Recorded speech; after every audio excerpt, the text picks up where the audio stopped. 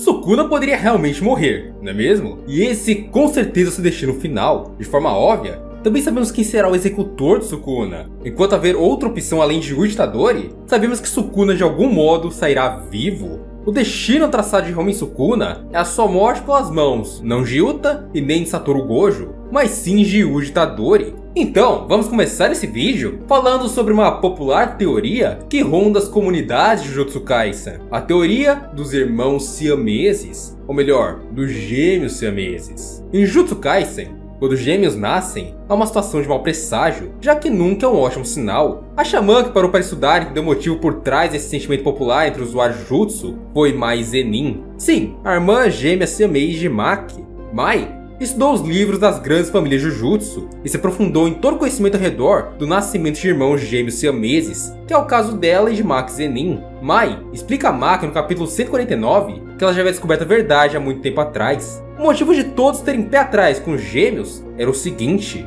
basicamente, no mundo da magia, para se ganhar algo deve sacrificar outro. Os feiticeiros ganham grandes cargas de energia amaldiçoada em troca de suas vidas ou de sua paz. Não é algo limitado a um pacto vinculativo, mas sim ao nascimento e ao modo que o mundo realmente funciona. É o mesmo princípio de ficar forte por experiências dolorosas. Algumas são moldadas, e esse é o caso de irmãos gêmeos monozigotos, algo que perante a energia amaldiçoada é considerado apenas um único ser. Ou seja, para o mundo Jujutsu, Mai era Maki e Maki era Mai.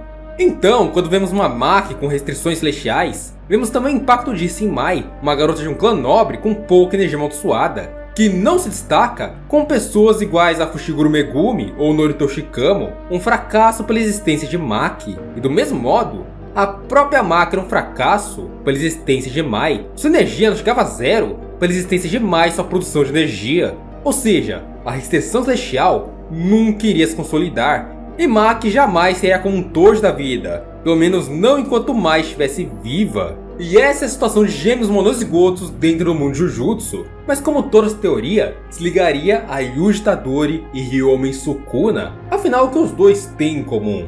Bem, vamos lá para as lendas japonesas. Presta atenção agora. Jiji Akutami inspirou Sukuna em uma imagem histórica japonesa, chamada Yamato Takeru, um homem que viveu na província de Harima, que se você lembra bem, Sukuna chega a citar o local com Uraumi durante sua despedida na batalha contra Maki e Yuji, logo depois de dominar o corpo de Megumi. Então vamos entender um pouquinho sobre a história desse tal Takeru. Quem foi esse homem? Ele era o filho de um imperador na província de Harima, e certo dia, a pedido do seu pai, ele teve que ensinar seu irmão gêmeo boas maneiras. Ou seja, o pedido do seu pai era que ele passasse os ensinamentos para seu irmão para deixá-lo mais próximo de si. Porém, Takeru tinha uma personalidade egocêntrica e muito violenta, assim como a de Ryomen Sukuna. Então, no meio dos ensinamentos, ele acabou matando seu irmão. Ato que resultou no imperador exiliando seu filho. Lembrando também que existe a lenda de Ryomen Sukuna, o próprio yokai que dá o título ao rei das maldições Ryomen Sukuna.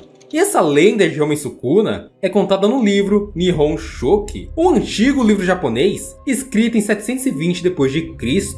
Um ser de 4 braços e 4 pernas, com um rosto na frente e atrás. Como dizia o nome, o espectro de 2 faces. Esse yokai era conhecido por sua destreza em batalha, empunhando 2 espadas e 2 conjuntos de arcos e flechas. Mas apesar de todo o poder e agilidade, ele foi abatido por um guerreiro a serviço do Império. Esse guerreiro se chamava Takefurukuma no Mikoto. E dessas 2 lendas, a segunda, de acordo com Akutami, não foi uma inspiração para a criação do personagem, apenas para a criação de seu nome. Mas não é loucura alguma imaginarmos que um guerreiro sozinho da escola Jutsu se destacaria em algum momento sobressaindo em cima de Ryomen Sukuna. Óbvio, alguém além de Satoru Gojo. Quando vemos a primeira teoria, quando trazemos para a lógica de gêmeos siameses, ela explicaria como Ryomen Sukuna teria 2 braços e 2 rostos, 2 faces, 2 bocas. Como ele alcançou esse status com o dobro de olhos, dobro de boca e dobro de braços? Basicamente, essa teoria explicaria a anomalia que Sukuna seria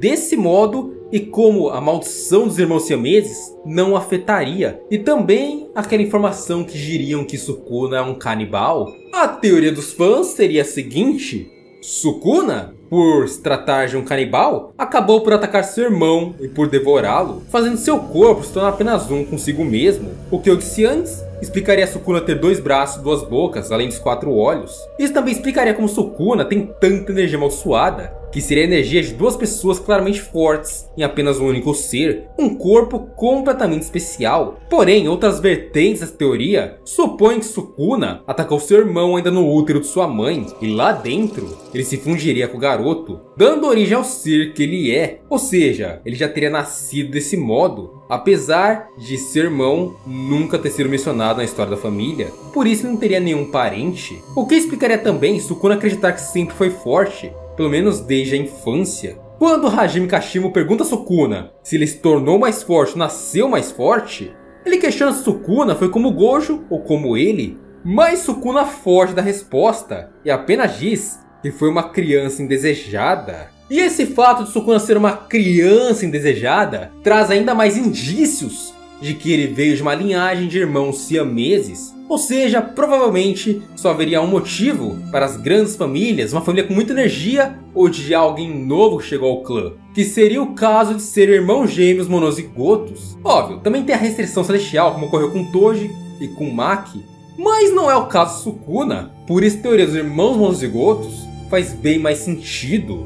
Em contrapartida, temos Yuji Itadori, onde até o momento temos apenas uma certa cisma entre aspas de Sukuna em atormentar o garoto e o rebaixar a qualquer momento, tentando ao máximo não demonstrar qualquer interesse. Sempre vemos ele se referindo a Yuji como desinteressante, mas vive falando do garoto, como quando comparou ele a Maki, sem ao menos Yuji estar presente no local. Fora que um dos objetivos atuais de Sukuna seria esmagar a determinação de Yuji para que o garoto parasse de voltar ao campo de batalha a todo momento. O rei pretende matar todos os amigos do moleque, eliminar todos os jogadores da migração e extinção e dar início ao plano de assimilação em massa criado por Kenjaku. Além disso, há um grande segredo por trás do corpo de Itadori, que apenas Sukuna e Kenjaku sabem de fato. Durante toda a história, Yuji foi comparado a usuários da restrição celestial, já que mostrava feitos físicos impressionantes, sem qualquer uso de energia, como quando entortou uma trave na escola, ou quando quebrou recordes de velocidade em uma pista de corrida, ou de forma mais clara, quando desviou fisicamente ataques de Otokotsu no puro reflexo, o que fez o próprio grau especial comparar o garoto a Maki Zenin. Mas o fato mais sinistro por trás da existência de Yuji Itadori é sua criação.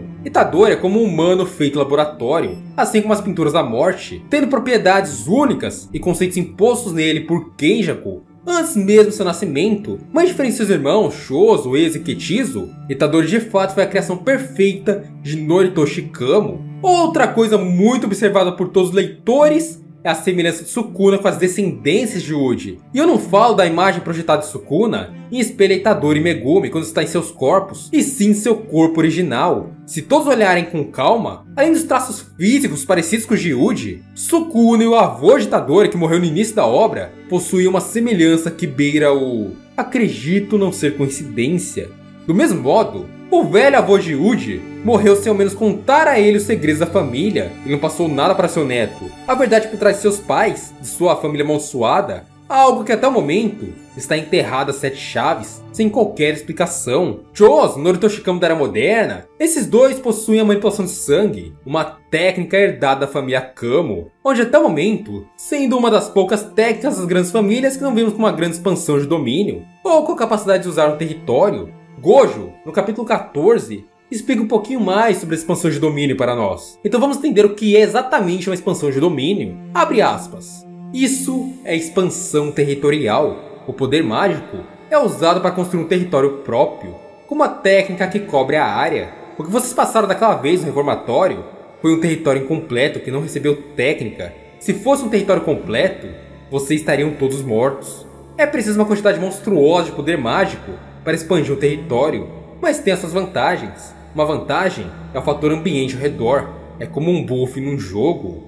E tudo isso cria alguns requisitos para que Yuji Itadori também ganhe uma expansão de domínio com o passar da obra. E a primeira condição seria, obviamente, uma grande escalagem de amaldiçoada. A segunda, um refino no uso dessa energia, ou seja, usá-la com eficiência. A terceira, uma técnica inata para ser imbuída no domínio, para ser jogada no território no acerto garantido. E a quarta e última seria estar fisicamente e mentalmente em um estado favorável para o uso de um domínio.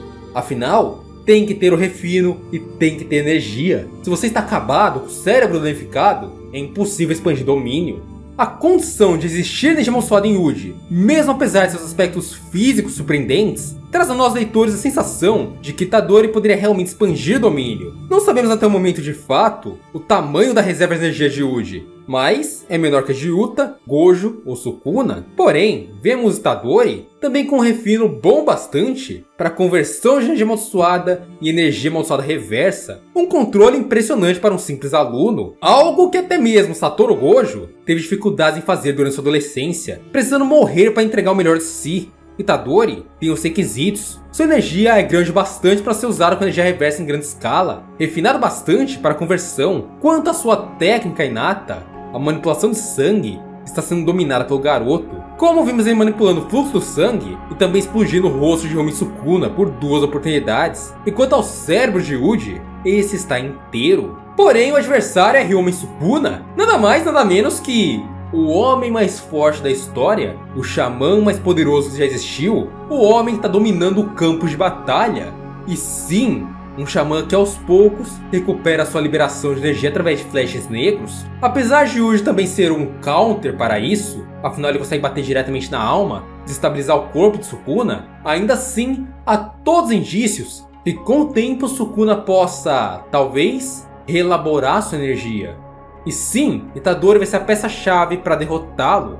E se isso acontecer, talvez tenhamos ainda uma certa batalha de domínios entre Ryomi Sukuna e Yuji Itadori. Para enfrentar um monstro como esse, um monstro como Sukuna, alguém capaz de vencer Satoru Gojo, Itadori terá que cansá-lo, evitar seu domínio e atacar cada vez mais a sua alma para o desestabilizar e no fim poder mostrar o auge de seu Jujutsu para o Rei das Maldições. Quem sabe, o mais provável, como expliquei até aqui, a sua expansão de domínio.